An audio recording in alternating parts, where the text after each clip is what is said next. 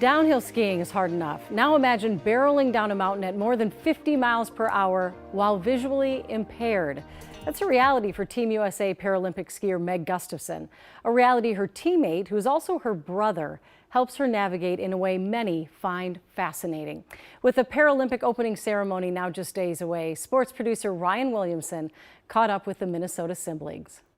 The bond of a brother and sister can extend to many places. For Meg and Spencer Gustafson, that bond extends to the slopes. Their history with the sport dates back to their days as toddlers when their parents Pater and Sage got them on skis right here in Minnesota. They all got on skis at about 2. It was just one of those things you can do as a family. While they thought this would be a recreational sport for the family, We just kind of wanted them to be able to ski and be good skiers. Spencer got the urge to try ski racing at just 5 years old. They like the freedom of it, kind of no rules. Meg eventually joined big brother Spencer on the racing side, and the two found a passion for it, skiing for Team Gilboa, based out of Highland Hills in Bloomington. During the pandemic in 2020, they decided to take it up a notch, temporarily relocating to Vail so Meg and Spencer could train at a higher level.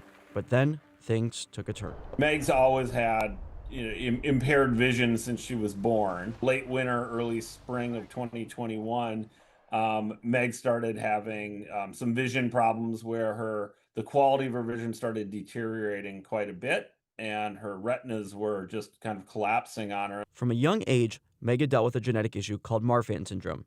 This can affect connective tissue connected to certain parts of the body, like the eyes. The condition worsened in 2021, with her having 6 separate surgeries on her eyes, and at times she spent 30 consecutive days lying face down. But throughout her medical journey, Meg and her family just wanted to know one thing. When can she be allowed to ski? Meg always asked, that was her very first question to any doctor at any appointment was, well, when will I be able to get back on skis? Eventually, Meg got back on the slopes, and the Gustafsons decided to call Vail their new permanent home as Meg and Spencer skied at Ski Club Vail during the day and took classes at night. While Meg continued to compete in able-bodied races, the family was learning about options for Meg, including on the Paralympic side and for those who are visually impaired. They learned Meg would need a guide, a person to ski ahead and give concise, short commands on anything she might not expect via headset inside their helmets. And Meg, almost without hesitation, said, "Spencer can be my guide. He's one of the best skiers I know." So he's a natural fit. It made the most sense for me to become her guide for these games. Meg and Spencer began competing just a few months ago in the Paris Ski World and found success quickly. This was the first year Meg was eligible to compete in the World Cup and Paralympics in para skiing. They didn't really have anyone tell them how to do it. They just sort of figured it out on their own. And one of the coaches said, "Hey, when's the last time you guys have practiced together?" And Spencer said, "Never. We've only raced." We've definitely had to work on our communication a lot. Have to give clear instructions. It didn't take long for this duo to click. In their first World Cup start, they finished second in a race in Germany.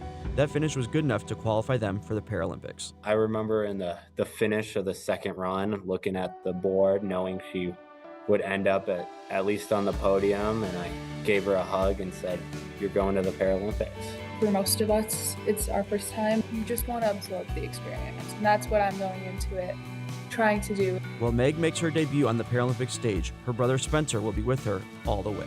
I can almost guarantee they wouldn't be here if Spencer wasn't part of the equation. He works extremely hard. You know, he's sacrificing his senior year too, and his Senior season. He is sacrificing a lot. Spencer and Meg will continue their work together at the games, while their parents and younger sister Hope watch from the sidelines along with other extended family in attendance. I think we're just excited to reunite as a family. We're treating this as an experience and to embrace it, and no pressure. They hope this is just the start of a long skiing career. It's going to be incredible. Once in a lifetime, hopefully multiple times in a lifetime experience that we're really looking forward to. Meg and Spencer will compete in 5 events starting on Saturday. The opening ceremony is this Friday at 12:30 on USA Network and streaming on Peacock. Stay with KARE 11 throughout the Paralympic Games for updates on our local athletes.